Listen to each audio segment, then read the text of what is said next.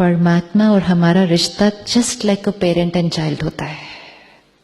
आप अपने बच्चे को राय दे सकते हैं, है ना, एडवाइस देते हैं। आप अपने बच्चे को अनकंडीशनल प्यार देते हैं। आप अपने बच्चे को हर स्टेप पे सपोर्ट करते हैं, लेकिन बच्चे का कर्म आप नहीं कर सकते हैं, राइट? और बच्चे की डेस्टिनी में जो आएगा वो भी फेस किसको करना होगा? बच्चे को। जब उसकी डेस्टिनी में कुछ आएगा और उसको फेस करना होगा, उसको फेस करने की एडवाइस भी आप दे सकते हैं, फेस करने के लिए सपोर्ट भी आप कर सकते हैं, लेकिन फेस किसको करना है? बच्चे। Same God and us, same.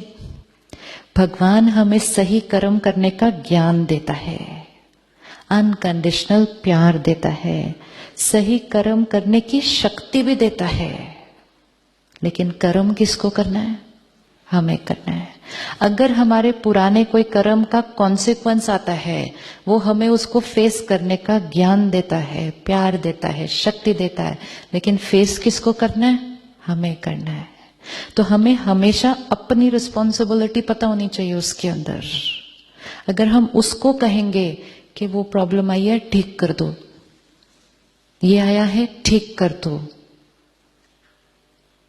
हम ये कह सकते हैं इसको ठीक कैसे करना है उसकी मेरे को पहले मुझे ज्ञान दो, फिर मुझे शक्ति लेनी है, और फिर उसको ठीक मैंने करना है। अगर हमने सिर्फ रोज उसके सामने हाथ जोड़कर प्यार से उसको कहा मेरी ये वाली प्रॉब्लम आज ठीक करना, आज वो वाली करना, आज वो वाली, it's is not going to happen. फिर कोई प्रॉब्लम्स ठीक होती हैं, कोई नहीं ठीक होती है। वो डिपेंड करता है कर्मा का कौन सा कॉन्सिक्वेंस सामने आया हुआ था उस दिन। लेकिन कभी कभी जब कोई बहुत बड़ी बात आती है और ठीक नहीं होती है, तो हम में से कुछ लोग उससे ही नाराज हो जाते हैं। फिर हो जाते हैं ना कि ये कैसा भगवान है, इसको मैंने कितना प्रे किया था।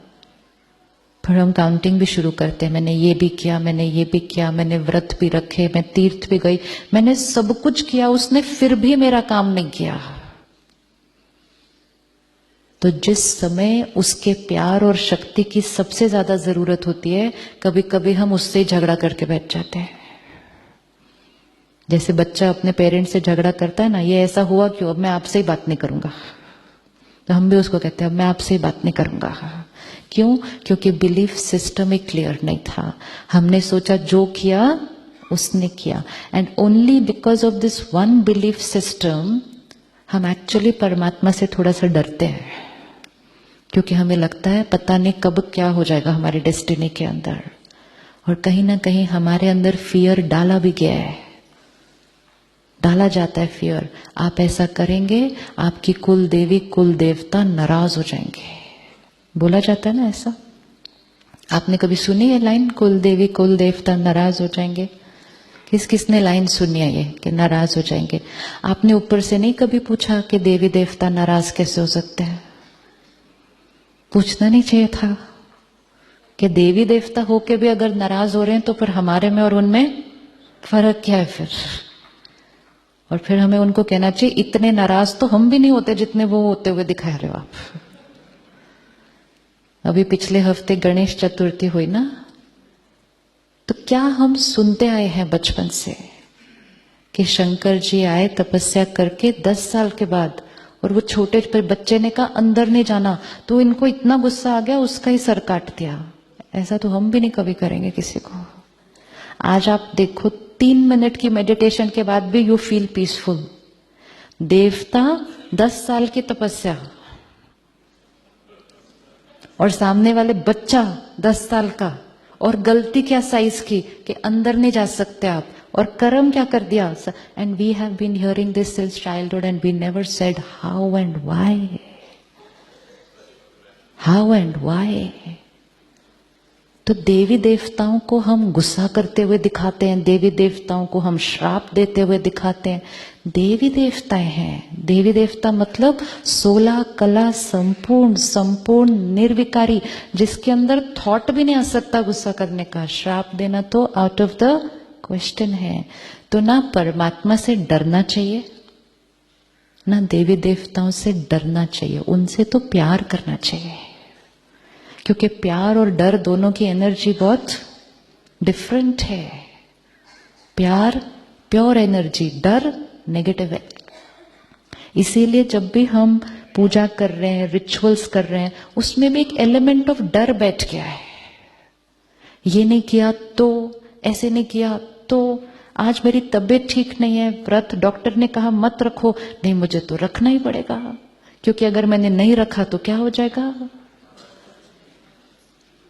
दिस एलिमेंट ऑफ फियर हम जो कर रहे हैं ना, उसकी ताकत हमें मिलने नहीं देता, क्योंकि हम ऑलरेडी डर से कर रहे हैं। भावना से करना था, प्यार से करना था, श्रद्धा से करना था, तो आत्मा की बैटरी चार्ज हो जाती। डर से करेंगे तो, मजबूरी से करेंगे तो, सिर्फ नियम बना हुआ है इसलिए करेंगे तो चार्जिंग नहीं होगी, सिर्फ विधि पूरी हो जाएगी।